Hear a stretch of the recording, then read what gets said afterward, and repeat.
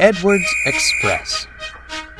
When Gordon arrived on the railway, Sir Topham Hatt purchased brand new express coaches for him. They had sturdy metal bodies, smooth bogies, and separate compartments for the passengers. Gordon was well pleased with his coaches. The old coaches felt left out. They were made of wood, ran on axles, and had no individual compartments. Time and wear led the railway inspectors to see them as unworthy of the main line. The coaches were most upset. "Cheer up," smiled Edward, as he shunted them into the carriage sidings. "You'll still be useful on the branch line trains." "Branch lines!" they shuddered. "How embarrassing!" While Henry was shut in the tunnel, Edward took over his local trains. He knew all about being left behind, and brought the old coaches out every chance he got. This cheered them up, until Gordon voiced his opinions. "A pity," he sniffed, as Edward shuffled in with the coaches. "But that's the price of progress. Why, even you would have been a prime express engine at one point, Edward. I suppose it's only natural that modern engines require modern coaches." "Is that so?" smirked Edward. "Why, I think you'd look most distinguished pulling these old dears." "Oh, no thank you," Gordon harumphed. "They'd be open-top carriages before I even reached top speed. Now these are proper coaches," he finished, eyeing the express behind him. "Is that what they are? I thought someone had stretched out the goods vans, and you were doing some real work for a change," laughed Thomas, as he shuffled past with some trucks.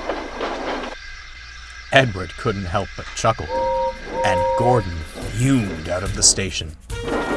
His mood didn't improve on the main line. They were running well, too well. "Settle down, Gordon," scolded the driver. "You'll do a number on yourself. Make no mistake." Real work, muttered Gordon. "I'll show those engines a thing or two about real work." Then next morning, Gordon tried to leave the sheds, but he couldn't. "What's happened to me?" he groaned. The crew inspected him, and quickly found the problem.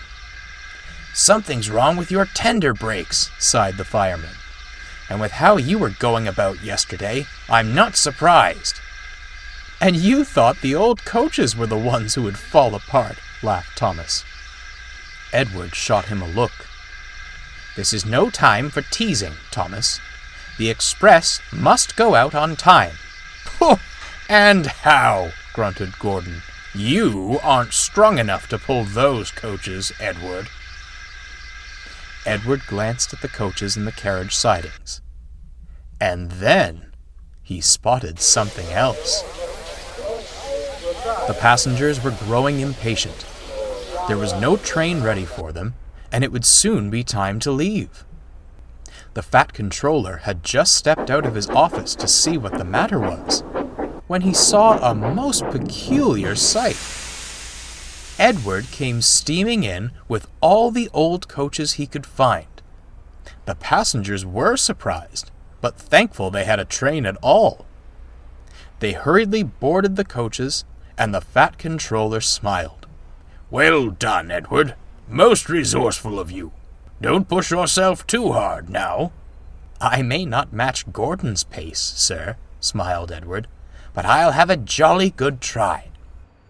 The guard blew his whistle, and Edward started away. Soon, he was coasting down the main line, making excellent time.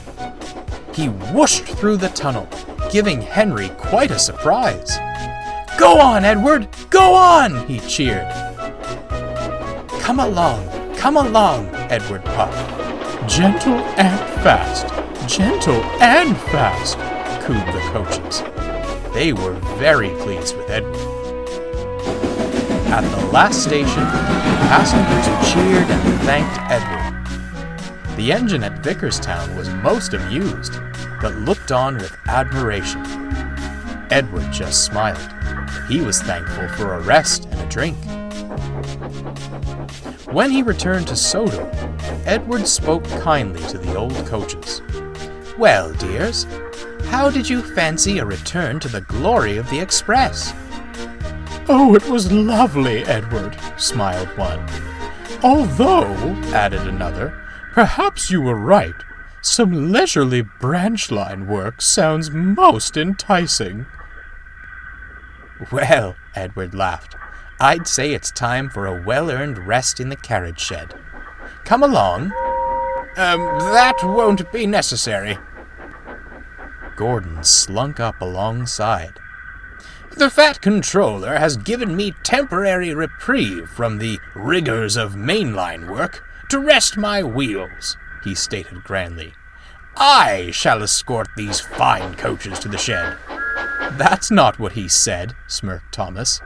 "He said you were to shunt in the yard until you learned not to be so big in the smoke box." "Take us away, then. Double quick. Chop, chop," ordered the old coaches. Edward and Thomas laughed. Gordon went red in the face and shuffled silently away.